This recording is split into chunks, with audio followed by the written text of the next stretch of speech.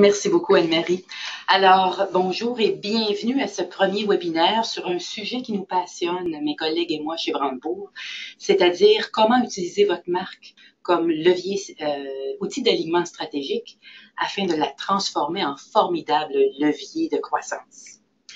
C'est un sujet qui nous anime parce que souvent, les entrepreneurs ont tendance à penser que le branding, c'est pour les compagnies qui ont beaucoup d'argent. C'est pour les compagnies qui investissent beaucoup en com, ça se résume à un logo, un site web, et que c'est l'affaire du marketing. Alors, au cours de la prochaine demi-heure, nous allons nous doter d'une définition élargie du concept de marque, voir comment il est possible d'articuler l'ADN de sa marque de façon précise et inspirante, et explorer comment cette marque peut devenir un levier pour l'organisation par le biais de l'alignement stratégique. La période de questions est prévue par la suite. Alors, tu es à la fin, tu vas nous amener au début. Oui, effectivement. Complètement je au début. suis sincèrement désolée. Il n'y a pas de souci. Alors, elle elle brûle le punch. Ouais, tu nous amener vraiment au début vite. Voilà, voilà. Alors, écoute, amorce tout ça et je te suis. OK. Alors, la première question qu'il faut se poser, c'est qu'est-ce qu'une marque et pourquoi s'en préoccuper? Alors, ce qu'il faut dire d'abord, c'est que depuis qu'il y a des hommes, il y a des marques. Quand on va dans le Larousse ou dans le Petit Robert, la définition d'une marque, c'est ce qui reste après l'action ou le passage de quelque chose. C'est aussi un signe permanent qu'une personne a fait ou a mis sur quelque chose pour la reconnaître et pour mieux se repérer. Alors, les premiers hommes, quand ils ont mis les mains sur le mur, vraiment, c'était pour dire « j'existe, je suis là pour longtemps ». Dans leur cas, c'était peut-être 10 ans, en tout cas. Ils étaient là pour longtemps. Signifier qu'on existe, c'est bien, mais se faire reconnaître, c'est encore mieux. Et au fur et à mesure que les civilisations et le commerce se sont développés, les humains ont commencé à signer leurs travaux, question de se démarquer de la concurrence de l'époque. Alors, reportons-nous, on est en 1432 avant Jésus-Christ. Vous avez décidé de décorer votre maison un petit peu, vous aimez la poterie, vous avez découvert un artisan qui vous intéresse. Il y a deux choix. Soit que vous dites à votre chérie, chérie, va me chercher une autre poterie, du gars à l'étal, 4e étal en arrière, je pense que c'est en arrière des poules, mais je suis pas sûre, c'est peut-être le 5e étal. Ou bien, on lui dit, chérie, va me chercher la poterie qui a un gars dessus avec la bouche ouverte, puis quelque chose qui ressemble à une tuque.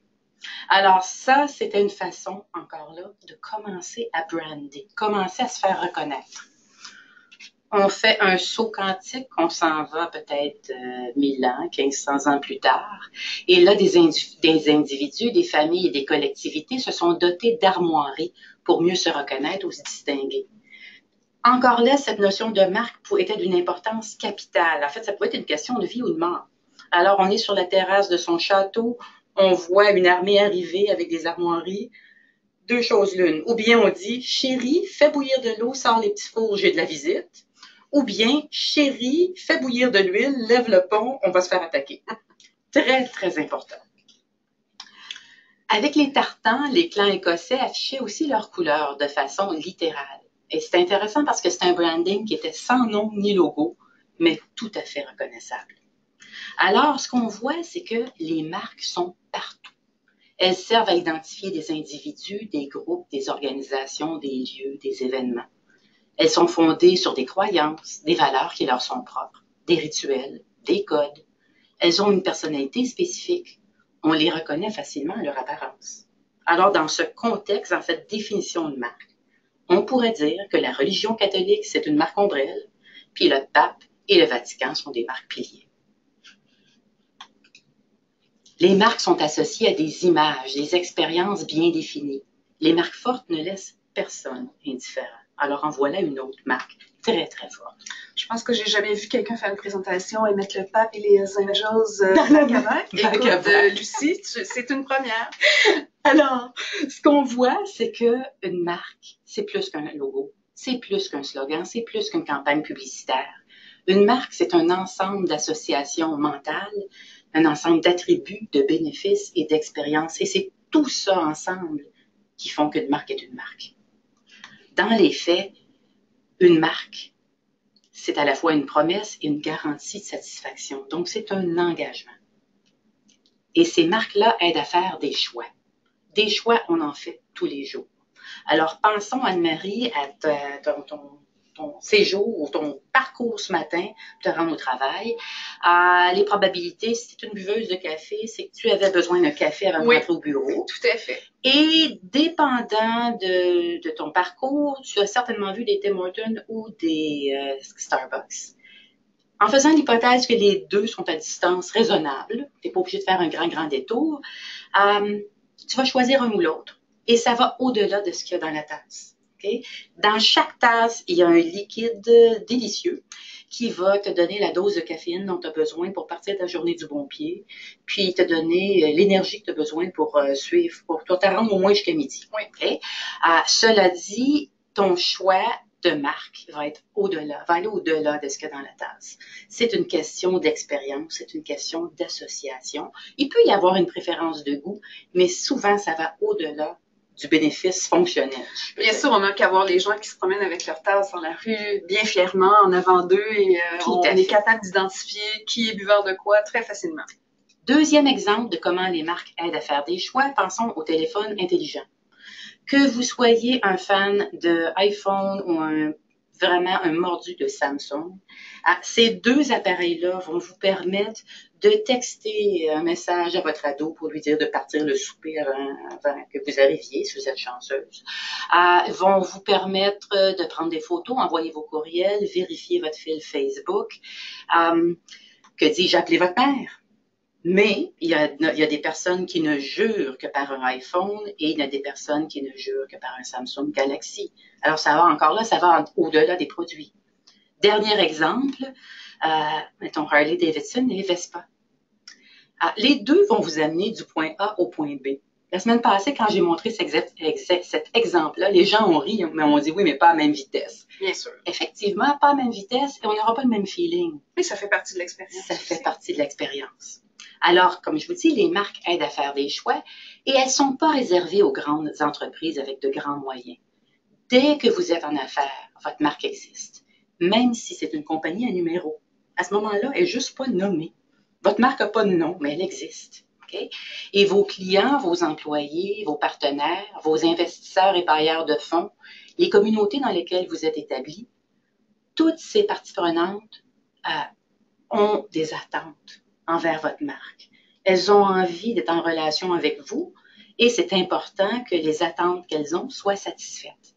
Alors, plus votre marque sera pertinente et cohérente, plus elle aura de la valeur aux yeux de toutes ces personnes-là et plus elle vous permettra de croître de façon soutenue et rentable. Maintenant, des fois, ce qu'on entend, c'est « Ah, regarde, ça sont chanceux, eux autres, ils ont bien du cash bâti à leur marque. » Ils sont chanceux. Souvent, on entend sont chanceux. Je suis désolée de vous dire que ça n'arrive pas par accident. Ça implique tout un travail d'alignement et ce, même si vous ne dépensez pas un seul sou en marketing. Okay? La marque, elle existe malgré tout. En fait, on a finalement le choix de la laisser exister, d'aller dans des directions qu'on ne choisit pas versus des directions qu'on choisit. La nature déteste le vide. Oui. Alors, si vous ne gérez pas votre marque, la nature va la gérer pour vous. Ce qui est intéressant quand on parle de marque et ce qu'on voit souvent, ce qui est visible, tu sais, c'est le logo, les produits, le site web, le service à la clientèle, c'est quelque chose qui se sent. Okay, on peut l'expérimenter. Les lieux de travail, les lieux de rencontre, le magasin Starbucks, même les politiques RH, quand tu es dans une entreprise, les politiques RH, c'est une représentation de la marque. Maintenant, tout ce qu'il y a en dessous de l'iceberg, c'est ça l'ADN de la marque. Et ça mérite qu'on y passe du temps pour le définir. D'ailleurs, dans quelques minutes, je vais rentrer là-dedans. Mais c'est toute cette fondation, les ancrages de la marque, la promesse, comment on veut l'exprimer, tout ça a besoin d'être défini de façon à ce qu'on puisse ensuite la déployer de façon cohésive et cohérente. Alors, la question, c'est comment on fait ça? Comment on articule l'ADN de sa marque? Première chose qu'il faut savoir, c'est que positionner une marque, ce qu'on entend, là, aide-moi à faire mon positionnement. Bien, positionner une marque, c'est choisir le territoire à occuper dans l'esprit et le cœur des individus pour la différencier de ses concurrents et lui conférer une raison de la privilégier à répétition. Il y a beaucoup de mots là-dedans, ils sont tous importants. Le territoire à occuper dans l'esprit et le cœur des individus, c'est super important, c'est pas juste la tête. Souvent, même, on entend en B2B. Ah, vous savez, nous, nos clients en industriel, là, il n'y a pas d'émotion là-dedans. C'est juste la tête, c'est le prix qui compte, c'est les services, c'est la performance. Ce que j'aurais envie de vous dire, c'est qu'à moins que vos clients soient des robots, ça va arriver un jour. Puis encore là, l'intelligence artificielle va nous permettre de les doter d'émotions. Mais à moins que vos clients soient des robots, c'est des humains. Des humains, ça a des émotions. Alors oui, il faut parler à la tête pour la rassurer. C'est souvent la tête qui va vous permettre de mettre le pied dans la porte. Okay, mais c'est le cœur qui va vous garder dans place. Qui va vous permettre de rester longtemps. Exactement. L'autre chose que j'ai envie de parler, c'est les individus. Je reviens à cette notion de la marque. Elle a un ensemble de parties prenantes qui va au-delà de vos clients. Fait que naturellement, oui, vous avez vos clients actuels, vous avez vos prospects, mais vous avez aussi des employés, des candidats. Souvent, on entend parler de la marque employeur. Il y a un volet employeur à la marque, mais c'est une marque. Même chose, les citoyens peuvent avoir un point de vue par rapport à votre marque, vos investisseurs, vos partenaires. Donc, ce qu'on voit, c'est que c'est une marque, mais différentes parties prenantes. Mais c'est pas 3 ou 4 marques. J'ai pas une marque commerciale, une marque employeur, une marque investisseur. Donc, ce que tu nous dis, c'est que la cohérence et tous ces éléments-là, on ne fait pas une adaptation finalement à chaque public. On doit avoir une grande cohérence. Il faut avoir une grande cohérence. Ensuite, on peut adapter le discours, moduler le discours, mais on est à la recherche de bénéfices et transversaux. Vraiment, ce qu'on veut savoir, c'est avoir une marque qui est pertinente pour toutes ces parties prenantes. Alors, comment est-ce qu'on fait? La première chose, il faut l'aligner. On parlait d'alignement stratégique tantôt. Je disais, la première étape, c'est d'aligner sa marque avec les besoins des différentes parties prenantes. Alors, ce que je vous présente, c'est un modèle qu'on a piqué d'Innocente en passant. Ah bon? Oui. Il est inspiré. Ça. Oui, il est inspiré d'une grille qui a été développée par Innocente. Je l'ai travaillé avec Sophie Robillard chez vous et qui a été adaptée pour soutenir la réflexion sur la marque. Alors, c'est un exemple, vous pouvez le moduler à votre façon, mais dans le fond, ce qu'on montre, imaginez ça serait plus pour un produit en B2B. Souvent en B2B, on nous dit, on a différents clients, mais quand on parle de différents clients, on parle de différentes compagnies. On ne réalise pas tout le temps qu'il y a différents clients à l'intérieur de la même compagnie. Fait que pour illustrer ça, on a dit, regarde, souvent, si on commence par la gauche, il y a un ou des décideurs, il y a des influenceurs, il y a des utilisateurs finaux. Toutes ces parties prenantes ont des buts spécifiques. Ils ont des défis, des enjeux. Ils ont des risques. Quand ils font affaire avec une marque plutôt qu'une autre, ils ont des risques. Il faut les comprendre. Il y a un risque, toujours un risque associé au choix. Même chose si vous vendez des produits en alimentation, il y a un risque pour la personne qui achète, qui est associée au choix, qui n'est pas nécessairement le risque que ça soit pas. Quand tu parles de risque, c'est que la promesse ne soit pas tenue. C'est ça, que la promesse ne soit pas tenue. Je fais un choix, je laisse, tu sais, choisir, c'est dire non à quelque chose d'autre. Hein. Quand je dis non à quelque chose d'autre, je prends un risque. Et donc, si je vais à l'horizontale là-dessus, que ce soit pour vos employés, vos investisseurs, vos partenaires, vos leaders d'opinion, tout le monde a des buts, des défis, des enjeux, des risques. Ce qui est important de faire, c'est de dire, OK, nous, notre marque, c'est quoi les bénéfices qu'on apporte? Puis c'est pas des features, c'est pas des attributs de produits, c'est qu'est-ce que j'apporte à la table, qu'est-ce que ça donne à ces gens-là d'être en relation avec moi. Il peut y avoir des bénéfices fonctionnels, il peut y avoir des bénéfices émotionnels. Puis on regarde aussi les points d'appui. Les points d'appui, en anglais, on appelle ça les reasons to believe. Et ce que ça fait, c'est que ça nous permet de s'assurer que ce qu'on avance, ce qu'on promet, on va être capable de livrer. On peut être crédible. Alors, c'est une petite grille qui est facilement adaptable, mais qui est très, très utile pour aligner sa marque avec les besoins de toutes nos parties prenantes. J'imagine aussi que cette étape-là se fait aussi avec une réflexion sur ce qu'est la compétition aussi. Tout à fait. Dans notre secteur ou un petit peu plus largement, où elle se fait avec cette réflexion-là. En fait, très, très bien. En même temps qu'on fait ça, on ajoute tout l'environnement concurrentiel pour voir comment est-ce qu'on se différencie. Très bon point. Alors, un coup qu'on a fait l'analyse granulaire, si je peux dire, de tous les besoins de nos parties prenantes, là, c'est le temps d'articuler sa marque avec précision et éloquence. Je vous amène sous l'iceberg. Et il y a 3 composantes là-dedans. C'est 3 composantes qui se complètent et se renforcent. Si je commence par le bas, il y a les ancrages de la marque. Et dans les ancrages, il y a naturellement la mission, la vision, les valeurs de votre entreprise. Et il va y avoir une idée centrale qui définit la marque. C'est quelque chose qui est dans les ancrages, mais qu'on définit à la fin. Okay? C'est difficile d'arriver là dès le début. C'est la somme de toutes les parties ou c'est plus l'essence qui ressort? C'est l'essence. C'est très bien dit, c'est l'essence. Deuxième élément, c'est la promesse de marque. Donc là, on a repris nos parties prenantes. C'est qui, à qui on doit plaire. C'est quoi notre promesse transversale? C'est quoi nos grands bénéfices associés à cette promesse transversale-là? C'est quoi les points d'appui? Donc, les reasons to believe, qui font que je vais être clair, inspirant, pertinent, différencié, crédible et que ma promesse va être réalisable aussi. Bien sûr. Okay? Cela dit, ce qu'il faut comprendre, c'est qu'une marque, c'est quand même une plateforme de marque, c'est aspirationnel. Vous n'êtes peut-être pas toujours exactement rendu là, mais vous devez avoir la conviction que vous pouvez vous y rendre. Puis la troisième composante, c'est l'expression de la marque. Alors là, de définir c'est quoi l'expérience désirée pour l'ensemble des parties prenantes, c'est super important parce que, entre autres, c'est ça qui va vous permettre de vous évaluer. Est-ce qu'on livre l'expérience qu'on a dit qu'on livrait et qui va vous permettre de déployer la marque de façon cohésive et cohérente. Même chose, définir une personnalité de marque, les comportements ciblés, particulièrement importants dans un contexte de service, que ce soit en B2B ou en B2C. Parce que souvent, on oublie que quand on est une entreprise de service, notre marque, c'est pas juste la prestation de service, c'est les 100, 200, 3000, 10 000 employés qui nous représentent tous les jours. Et ça, c'est autant d'ambassadeurs de marque, mais s'ils sont pas formés à la marque, s'ils sont pas au fait de qu'est-ce qu'on veut livrer comme expérience désirée, puis c'est quoi les comportements qui permettent de soutenir ça, ben c'est pas de mauvaise foi, mais peut-être que votre déploiement va être un peu échevelé. Okay? Il y a un risque. Même chose pour le ton et style des communications. Il faut s'entendre dès le début, il faut définir dès le début, ça va être quoi la voix de la marque. Alors ça, c'est un travail de longue haleine. Comme je vous disais, les 3 parties sont essentielles parce qu'elles se complètent et elles se renforcent. Elles sont nécessaires pour différencier la marque de ses principaux concurrents et guider son déploiement.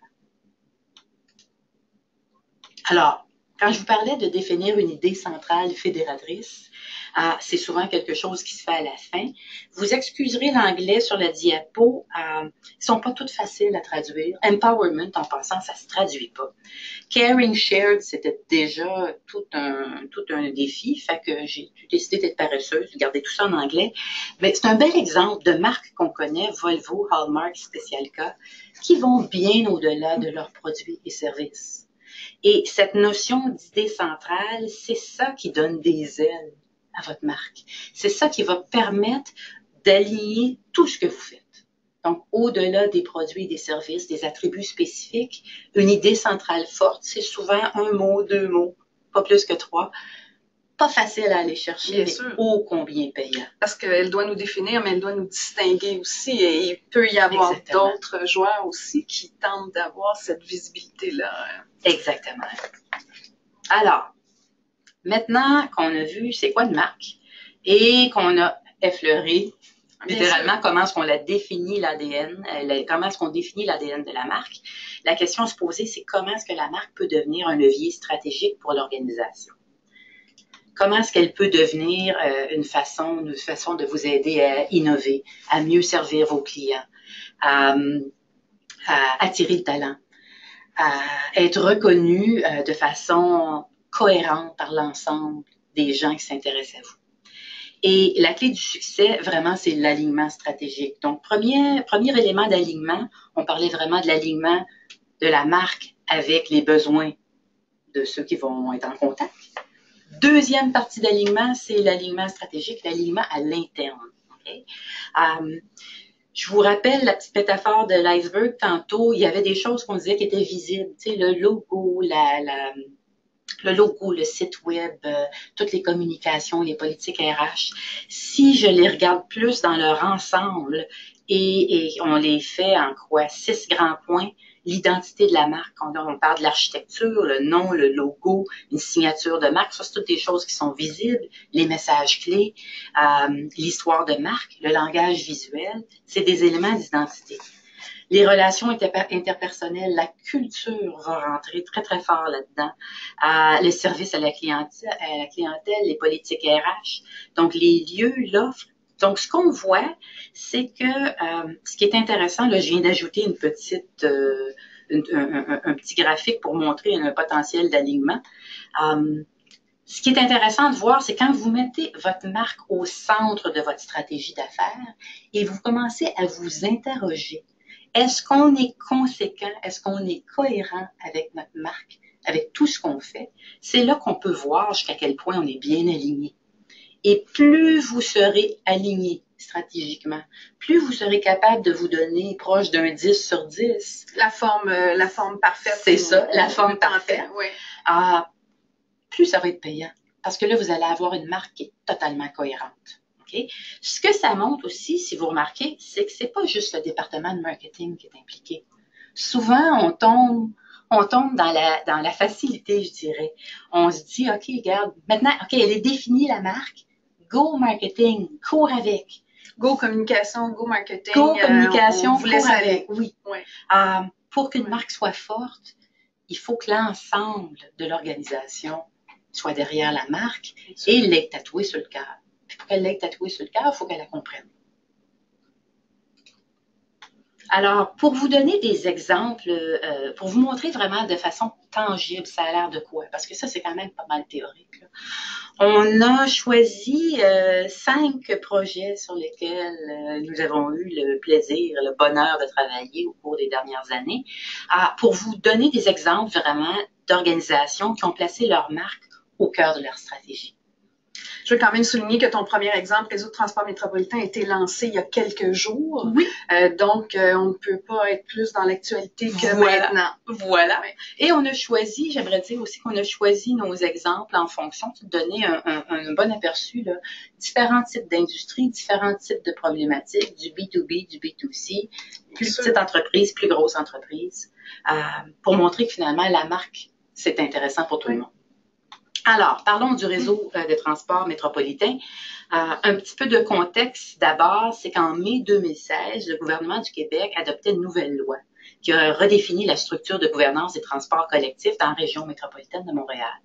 Dans les faits, concrètement, ce que ça faisait, c'est que la nouvelle structure impliquait une redéfinition des responsabilités de l'ancienne AMT et un regroupement de cette marque et des 13 marques de transport collectif dans les couronnes nord et couronnes sud. Le tout sous une nouvelle structure administrative appelée le réseau de transport métropolitain. Alors, les défis stratégiques et opérationnels de cette fusion étaient nombreux. D'un point de vue branding, ce qu'il fallait faire, c'est aider l'ensemble de l'organisation à faire le deuil de 14 marques. Tout ce qui est autour. Bien sûr. Okay? 14 marques qui avaient chacune son histoire, son identité propre. Faire le deuil pour mieux renaître sous une seule identité fédératrice. Alors ça, c'était pas un petit mandat. L'autre défi, c'était nous devions aussi positionner clairement le RTM dans l'écosystème de transport collectif montréalais. Écosystème qui va bientôt accueillir un nouveau joueur qui s'appelle le REM. Et on s'entend que dans les prochaines années, il va y avoir des grands bouleversements. En transport collectif, ça va être difficile. En transport, point. Ça va être difficile avant que ça aille mieux. Oui. Okay? Ça va finir par aller mieux. Alors, on va souffrir avant d'être heureux. Oui, malheureusement. Tout à fait. Alors, première étape, c'était d'aller à l'écoute des parties prenantes, avec une emphase particulière sur les usagers du RTM ainsi que les employés, notamment ceux qui sont en contact direct avec la clientèle. Donc, on est allé les écouter. On n'a pas dit, OK, on va inventer ça dans nos bureaux ou on va parler juste au comité de direction. Non, on est allé à l'écoute du monde qui prend l'autobus et le train, des gens qui travaillent tous les jours avec le service. Okay? Et ce que ça nous a permis de faire, ce que ça nous a permis de faire, c'est vraiment de découvrir des choses merveilleuses. Découvrir que le RTM, c'était plus que du transport du point A au point B, beaucoup plus. Dans les faits, ce qu'on a découvert, c'est que les usagers du RTM appréciaient vraiment leur mode de vie en banlieue. Je devrais dire le mode de vie de banlieue, parce que même si c'est à Ville-Mont-Royal, c'est un mode de vie de banlieue. Et que le RTM avait le pouvoir de contribuer de façon significative à leur qualité de vie, en leur permettant de voyager sans stress, d'avoir du temps pour eux, puis de faire leur part pour l'environnement. Fait que c'était une série de bénéfices qui étaient beaucoup plus larges que le fonctionnel.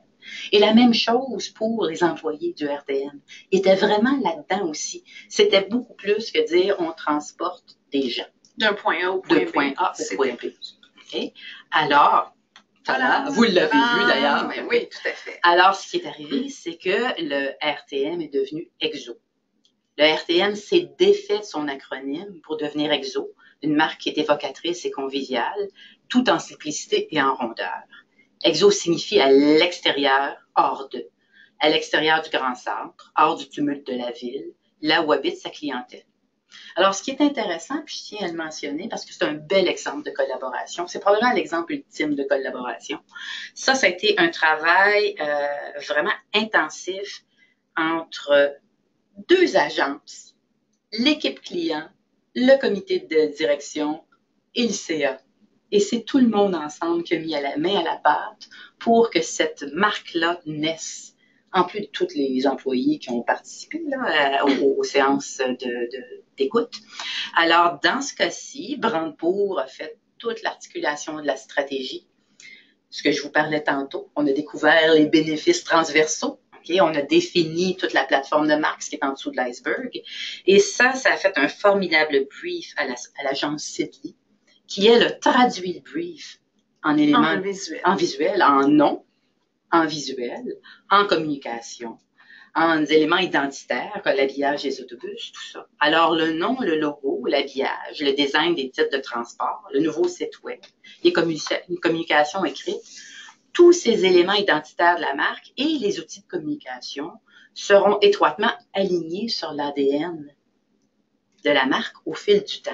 Et j'imagine qu'à l'interne de cette organisation-là, il y a aussi des éléments où la marque va se décliner par rapport aux employés. Tu sais, on parlait tantôt des différents aspects. Bon, là, on les voit moins parce que tu nous présentes les visuels, mais j'imagine aussi que ce travail-là va au cours des semaines parce que c'est quand même un travail de... Oh oui, en fait, c'est un travail de longue haleine. La marque, c'est jamais fini. Okay? Un coup qu'elle est définie, de la faire vivre, c'est un travail de tous les jours, de tous les instants. Ce qui est intéressant aussi, c'est que cette plateforme de marque-là va servir de guide à l'organisation pour le développement de nouveaux produits, de nouveaux services, d'expériences qui permettront de faire vivre la marque, comme tu dis, à l'interne comme à l'externe. Alors, on a été chanceux parce que, chanceux, non, je pense que c'est une question à la fois de timing et de vision. Le comité de direction et le conseil d'administration ont vraiment profité de cette occasion de définition de la marque pour la mettre au centre de leur plan stratégique. Et de dire, regarde, ça peut guider toutes les décisions qu'on prend. Au complet, de A à Z. Que ce soit de décider des nouvelles routes. Est-ce que j'ajoute un service hors pointe? Peut-être que ça vaudrait la peine d'ajouter des services en pointe parce que nos étudiants, qui sont une clientèle très importante, ils souffrent quand ils finissent leur cours à 1h. Il faut qu'ils attendent à 4 heures pour avoir un autobus.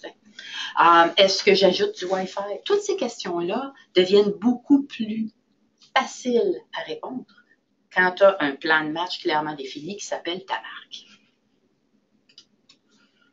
Deuxième exemple, on voulait vous parler de BroadSign dans l'univers des technologies. Alors, pour ceux qui ne le connaissent pas, BroadSign, c'est un leader mondial en matière de logiciels et de solutions d'affichage numérique. L'entreprise gère plus de 130 000 écrans dans le monde. Juste pour vous donner une idée, gère écran et contenu. Pour vous donner une idée, je pense qu'à Times Square, environ 50% des écrans, c'est BroadSign qui les gère. Okay. Alors, son image, donc c'est un grand leader, mais son image était un peu défraîchie. Son architecture de marque que vous voyez en bas d'écran lui permettait pas non plus de soutenir la diversification de son offre. Et en plus, dans un environnement où la compétition est féroce pour les ressources, il était impératif qu'elle puisse attirer le talent dont elle a besoin pour soutenir sa croissance. Alors, son séjour à Brandebourg lui a permis de revitaliser sa marque par le biais d'une nouvelle identité visuelle, un nouveau logo, un nouveau look, un nouveau look vraiment là, de tout. Une nouvelle façon de se présenter par la mise en valeur de bénéfices de marque plutôt que de résumer le discours aux attributs produits. Ce que la plupart des entreprises dans cet univers-là font. Alors, ça devient très difficile de se distinguer quand tu parles de products and features. Quand tu parles d'un bénéfice majeur comme Light Up the World, éclairer le monde, qui est à la fois fonctionnel et émotionnel, bien sûr. Ça change tout à fait le discours. D'ailleurs, la question de l'émotion pourrait faire l'objet d'un webinaire en tant que tel. Puis je pense que peut-être qu'on va y revenir, là, mais émotion et marque. Exact. Les deux vont ensemble. Oui, les deux vont ensemble. Okay. Nous avons fait une nouvelle nomenclature de produits qui est créée autour de verbes d'action, qui engage le client, qui facilite la compréhension de l'offre. Parce que eux, là, ils commençaient à ajouter des nouveaux produits. Et là, de tous les nommer individuellement, ça devenait très difficile et très mélangeant. Il y a aussi, si vous remarquez, il y a un système de navigation par couleur, les tartans, tiens, écossais, qui facilite le repérage. Alors, c'est tout nouveau, ça fait pas tellement longtemps que ça a été lancé, environ 1 an. L'accueil qui a été réservé à cette nouvelle approche est excellent, tant du côté client que parmi les employés et candidats. En fait, ce que ça a donné, c'est que ça a donné non seulement un coup de jeune à la marque, mais ça lui a donné un nouveau set d'ailes pour prendre son envol. Une inspiration. Oui. Troisième exemple, Maybach, dans l'univers du revêtement. Alors, depuis 40 ans, Maybach s'est hissé au rang de chef de file nord-américain dans le revêtement extérieur de bois véritable. Pour ses dirigeants, ses employés, ses partenaires et ses clients, Maybach égale bois. Je pense qu'ils ont tout le mot bois tatoué en quelque part sur le corps. Okay. Et c'est merveilleux. Les revêtements en bois, c'est absolument magnifique, mais ça demeure tout de même un créneau de marché qui est assez limité. Alors, après 40 ans, afin d'assurer sa croissance et sa pérennité, l'entreprise se devait d'élargir sa gamme de produits. Mais comment tu fais ça tout en bénéficiant de l'équité de Maybach? Et Maybach, ça fait 40 ans qu'elle développe. C'est une marque qui a du coffre, qui est connue, qui t'ouvre beaucoup de portes, sans dénaturer la marque. Un défi. Tout un défi. Alors, la façon de le faire, ça a été en misant sur l'expertise et les compétences transversales de l'entreprise. Maybach, c'est pas juste un leader des revêtements de bois. Dans les faits, c'est un spécialiste des systèmes de revêtement, period. Et vraiment des systèmes. Donc, ça va au-delà de l'application, c'est tout le processus. C'est tout comment tu le fais. C'est même comment tu teins tes bardeaux. Et tout ça, là, ils ont une spécialité qui est absolument extraordinaire. Et il s'agissait de faire valoir cette expertise et de valoriser les préférences des différentes clientèles sans avoir de parti pris pour les matériaux. Parce que pensons-y, la maison, ça représente l'un des actifs les plus importants des familles. Probablement l'actif où tu as le plus de cash. Okay? Individuellement à la même place. Là. Et elles désirent en protéger la valeur. Certains préfèrent la chaleur et l'authenticité du bois, d'autres privilégient la facilité d'entretien des autres matériaux. Mais tous désirent la garantie de qualité Maybach. Alors, la marque, ainsi définie, c'est l'élément unificateur entre les différentes offres et les différentes clientèles. Ça devient le liant. Puis si vous remarquez sur la page, la nouvelle architecture de marque, si je peux dire, avec Maybach pour les produits de bois, donc je reste dans ma tradition, dans mon classique, et Maybach Resistec pour les nouveaux matériaux, ça permet de distinguer puis de valoriser les différentes offres sans dire le bois c'est plus bon, ou les matériaux alternatifs, c'est cheap. C'est pas ça du tout. Tout ça, aujourd'hui, la clientèle veut avoir du choix, mais veut pas être jugée sur ses choix. On veut juste avoir le choix. 2 derniers exemples, si on a le temps, sinon je le fais en un, tu me le diras. Mais je pense que le point G, c'est intéressant. Ouais, beaucoup de gens connaissent, donc alors, je te laisse aller. Toutes les dents sucrées de Montréal connaissent la boutique Point G. Ouverte en 2008, elle a séduit les gourmands par ses créations raffinées et l'excellence de ses produits. C'est quand l'opportunité de distribuer les produits Point G en épicerie s'est dessinée, c'est là que c'est devenu évident qu'il fallait passer à une autre étape, qu'il fallait repenser l'identité visuelle de la marque et des produits afin d'assurer une transition réussie. Parce que là, tu n'es plus nécessairement en boutique où tous tes beaux produits sont mis en valeur. Dans plusieurs cas, tu es dans le comptoir de congélation chez Métro. Okay? L'environnement n'est plus du tout le même. Alors, ce qu'on devait faire, c'est faire évoluer la marque puis renforcer l'aspect gustatif et la qualité des produits au point de vente. Nous avons donc développé une identité visuelle qui est à la hauteur du savoir-faire pâtissier de Julien Régnier, ainsi qu'une nouvelle plateforme d'emballage qui est plus percutante, plus appétissante, plus informative aussi, parce que là, t'as pas, je reviens toujours, tu n'as pas nécessairement tous les macarons devant toi pour créer l'appetite appeal. Et ça a permis de supporter la stratégie de croissance de l'organisation.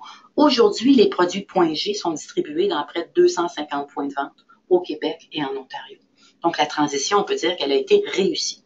Est-ce que j'ai le temps pour un dernier? Un dernier. Rapide, très rapide. Boiserie Raymond, dernier exemple pour montrer comment la marque peut constituer un outil d'alignement stratégique et un levier de croissance. C'est un fleuron québécois depuis 50 ans, spécialisé dans la fabrication des portes, moulures et escaliers. Au cours des années, il y a beaucoup d'entreprises qui sont greffées à Boiserie Raymond. Et ce que ça faisait, c'est que ça complexifiait les communications, ça surchargeait les cartes d'affaires. Jette un coup d'œil à la carte en bas, commence à avoir bien des logos. Oui. Okay? On faisait la joke avec notre client qu'il faudrait avoir une carte d'affaires double. Alors, le défi, puis en plus, l'image, mettons, l'imagerie était d'une autre époque. Okay? Alors, comment revisiter un classique sans perdre ses acquis? En collaboration avec l'équipe client, on a précisé l'ADN de Boiserie Raymond. Fait que tu vois, ça fait après 50 ans de le préciser. Il n'y a pas de mauvais moment pour faire le travail. Cet exercice-là lui a permis de communiquer son positionnement qui est articulé autour de 3 bénéfices clés.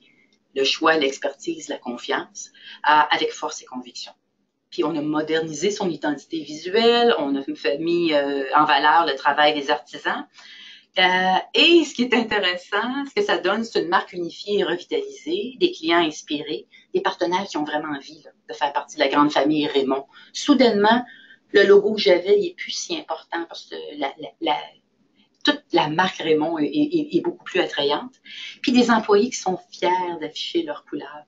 Alors, notre client a été agréablement surpris de s'apercevoir qu'une forte majorité des employés en usine avaient la casquette vissée sur la tête. Ce qui n'existait pas avant, même si on avait une autre casquette. Et ça, je vous dirais qu'une telle mobilisation, ça n'a pas de prix. Bien sûr. Alors, en conclusion, quelques conseils pour transformer votre marque en levier stratégique de croissance. On a 4 grands conseils. Le premier, c'est de développer une stratégie de marque qui est englobante, qui tient compte des besoins de l'ensemble des parties prenantes. Pas avoir la myopie de j'en ai juste une clientèle, puis c'est les consommateurs, par exemple. C'est les femmes de 25-49, ou c'est les dirigeants d'entreprise. Les pièges à éviter, la subjectivité. Dire, OK, on va faire ça sur un coin de table avec le comité de direction. Aller à l'écoute des parties prenantes. Puis, je dirais la superficialité. Vous avez vu l'iceberg? Oui, il est détaillé. C'est payant d'aller dans le fond. On voudrait couper peut-être une étape ou des fois, un segment, mais ils sont là. Des fois, on se fait dire, donne-nous un énoncé de positionnement puis une personnalité, puis on est correct. Ouais. C'est pas assez. Deuxième étape, placez votre marque au cœur de votre stratégie d'affaires puis alignez toutes vos actions de façon à déployer votre marque de façon cohésive et cohérente. Les pièges à éviter, c'est de penser que la marque, c'est principalement des communications et par conséquent, juste l'affaire du marketing. Non, c'est l'affaire de tout le monde. Deuxième piège, l'impatience. Et mon Dieu, qu'on aimerait ça que ça arrive vite. J'ai le malheur de vous annoncer que c'est pas un sprint, c'est un ultramarathon. Okay? Il faut se pacer. C'est un ultramarathon qui ne finit jamais, mais dont vous allez avoir les retombées régulièrement. Alors, ça vaut la peine d'investir et d'être patient. Troisième point, communiquer les bons messages au moment opportun. Ça a l'air nono, mais les pièges à éviter, c'est de ne pas prendre le temps de préciser son discours de marque, de ne pas prendre le temps de définir c'est quoi notre elevator pitch pour toutes les parties prenantes. Ça va vous faire spinner si vous faites ça. Okay? Fait que prenez le temps de le faire. L'autre chose, c'est de communiquer trop vite. Des fois, on est tellement pressé, on est tellement excité, on a une nouvelle marque, on a une nouvelle promesse. On l'annonce, mais on n'a pas encore aligné nos claques à l'interne, ce qui fait qu'on ne livre pas. Et ça, c'est shooter dans le pied. En anglais, ils disent « execute before you communicate ». C'est tout à fait vrai. Dernière recommandation, transformez vos employés en ambassadeurs de la marque. Les pièges à éviter, c'est de sous-estimer l'importance de la culture d'entreprise et pas aligner votre philosophie de gestion avec vos valeurs. Et d'oublier de faire le lien entre expérience de marque désirée et comportement valorisé. Ici, là, quand on dit les bottines doivent suivre les babines, c'est là que ça se passe. Alors voilà, ça fait le tour. Écoute, Lucie, c'était vraiment très intéressant. Puis moi, il y a des questions, je pense qu'on peut tout de suite aborder. Je vais nous remettre en ligne pour que les gens nous voient. Alors, rebonjour à tout le monde. Écoute, c'est sûr que j'aime beaucoup les exemples que tu as donnés parce qu'il y a des PME à l'intérieur des exemples que tu as donnés. Et ma première question serait, combien ça coûte de faire ce positionnement de marque-là? Combien faut investir? Faut que je vous dise, c'est la question que j'ai dit de pas poser. Alors, en fait, c'est difficile à dire parce que ça dépend de bien plusieurs choses. Ça dépend de ce que vous avez à faire, ce que vous connaissez déjà, où vous êtes rendu. Avez-vous de l'information de marché? Est-ce que vous avez déjà, êtes-vous déjà allé à l'écoute de vos parties prenantes? Qu'est-ce que vous avez besoin? Une stratégie de marque ou on va plus loin? L'identité visuelle, le logo, les coms? Tout ça, c'est compliqué. J'aimerais ça vous dire que c'est pas cher. Ça se fait en 2 secondes et quart. Mettons que c'est dans les 5 chiffres.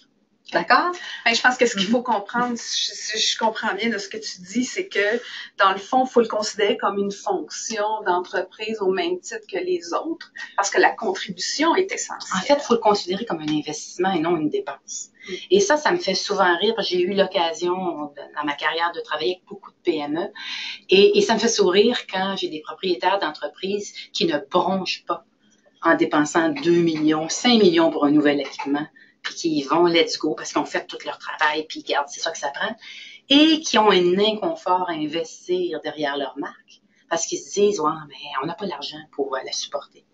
Alors, ce que j'ai envie de vous dire, c'est que la marque, elle existe, même si vous ne dépensez pas un sou en publicité, et que l'investissement que vous allez faire sur votre marque, peu importe l'ampleur de cet investissement-là, va être payant, parce que ça va vous permettre d'être beaucoup plus, d'avoir un focus beaucoup plus grand, d'être beaucoup plus efficace, d'avoir des produits des nouveaux produits qui sont, ou des nouveaux services qui sont vraiment en lien avec les besoins de vos clients, d'avoir des clients plus satisfaits, de mieux attirer le talent, de moins spinner quand vous briefez vos agences, parce que même les agences vont être beaucoup plus performantes parce qu'elles vont avoir un bon brief.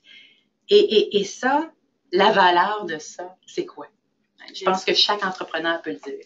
Puis peut-être une dernière question, c'est est-ce qu'il y a un moment clé où on doit se poser la question justement sur cet exercice-là? Est-ce que je vois que dans tes exemples, tu as des entreprises en fait qui étaient bien établies, et on parle de 40 ans, 50 ans, donc qui reviennent en se disant, ben là, c'est le temps de faire un exercice, et d'autres entreprises qui sont à un moment charnière. Est-ce qu'il y a un bon moment et à la limite un mauvais moment pour se dire, on fait l'exercice? En fait, le moment est toujours bon. Okay? Idéalement, on aimerait ça le faire dès le début. Un peu comme Exo. Avec Exo, c'est un magnifique exemple. Ouais. C'était vraiment la naissance de la marque. Alors, à ce moment-là, on a l'avantage de partir from scratch. Alors, ça, c'est merveilleux. Cela dit, ça peut arriver n'importe quand dans la vie d'une entreprise, qu'elle aille bien ou pas. Fait que ça, c'est intéressant aussi. On a des clients qui viennent nous voir parce que ça va bien, mais ils sont en stratégie de croissance et là, il y a des nouveaux défis. Ils ont un nouveau marché à découvrir ou à investir. Ils ont une nouvelle acquisition qu'ils veulent intégrer. Ça peut être des déclencheurs de réflexion sur la marque. On a d'autres clients qui viennent nous voir parce que ça fait mal, ça va mal depuis un petit bout de temps, puis là, ça commence à aller mal sérieux.